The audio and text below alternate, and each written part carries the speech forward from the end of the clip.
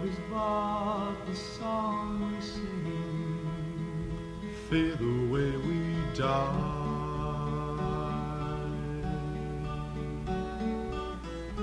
You can make the mountains ring, or make the angels cry.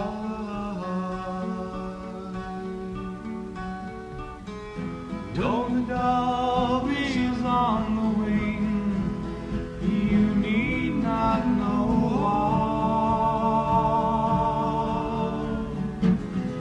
Hey people now, smile on your brothers, let me see you get together, try to love one another right now. Welcome to Songs and Stories from Home. That's the first verse of a song from the 1960s. An anthem from back in the day called Let's Get Together. This particular recording is one from December of 1967. It's Mike McCoy and I, along with two friends, John Buller and Mike Dwyer. We were all juniors in college.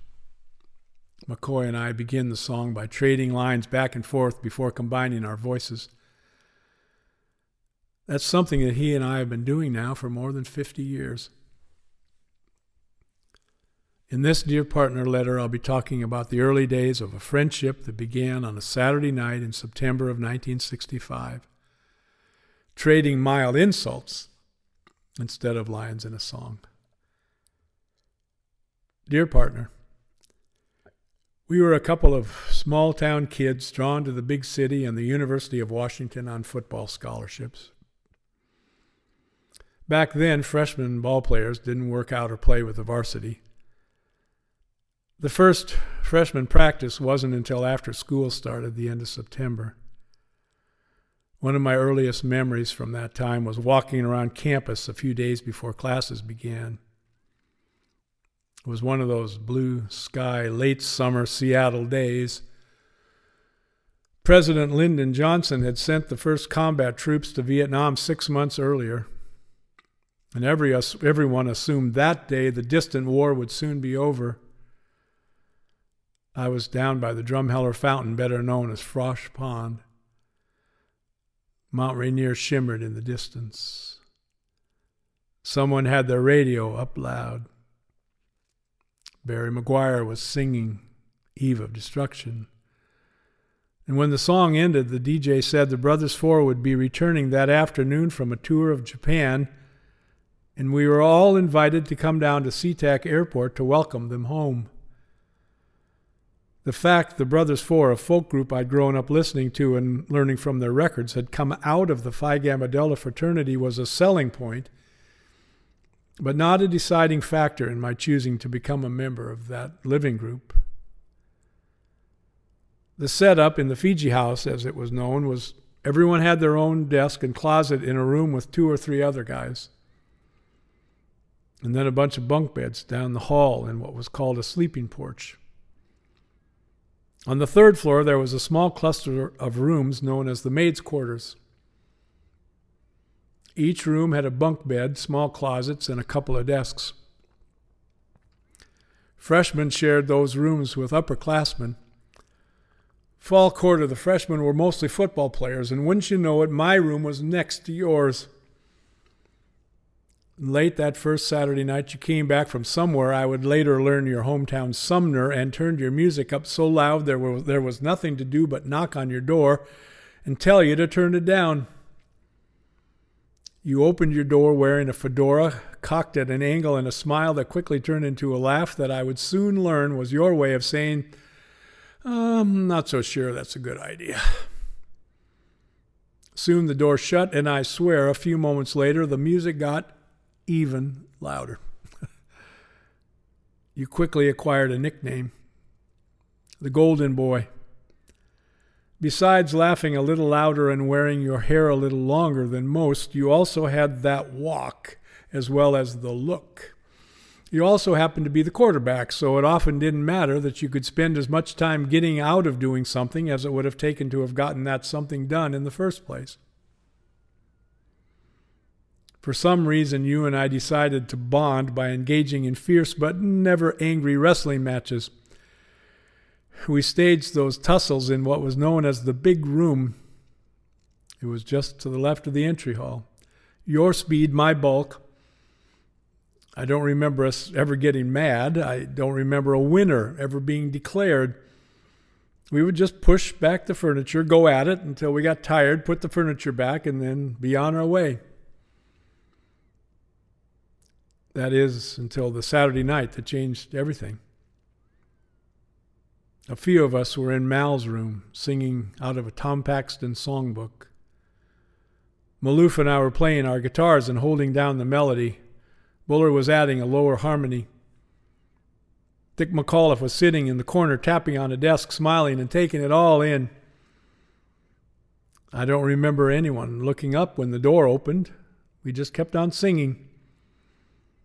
And then this voice adding a perfect and unusual harmony. It wasn't the voice of a teenage kid like the rest of us. For us, it was the voice of someone who'd been somewhere and discovered something that once we heard that voice, we all wanted to go and find it, but didn't know how or where to begin.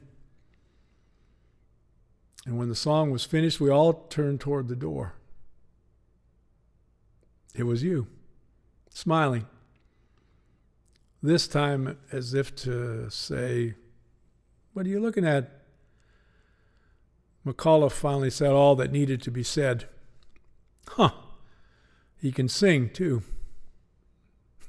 And sing we did. Along with Buller and Dwyer, we made our group official by giving it a name, the Morning Ride. Where the name came from, I can't tell you, but we enjoyed it. We serenaded sororities, we sang at musical events at the Student Union Building. And then in June, after our junior year, we were invited to compete on a nationally syndicated TV program, your All-American College Show, hosted by Dennis James. They filmed 2 shows over a 2-day time period in LA, 4 acts competing in each show, celebrity judges. We surprised ourselves and won a trophy, $1,000 and a chance to come back and compete against other winners. In the semifinals, we were competing against the woman who would ultimately win it all, named Linda McClure, and a young woman named Karen Carpenter, who played drums and sang Dancing in the Street while her brother Richard played piano. 2 of the 4 acts from that show competed for the championship in the finals.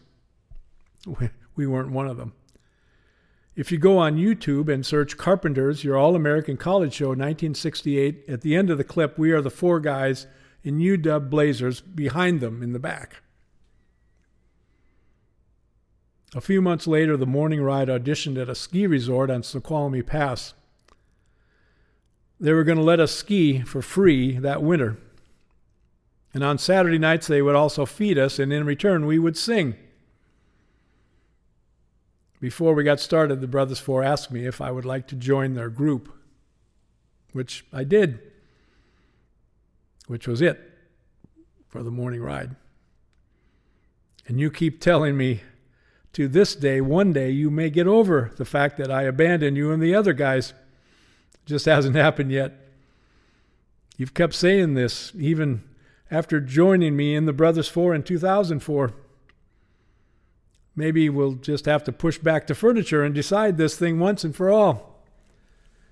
Before we do, here's one of my favorite songs, The Morning Ride, ever recorded.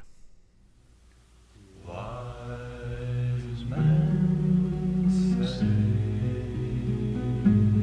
only fools rush in.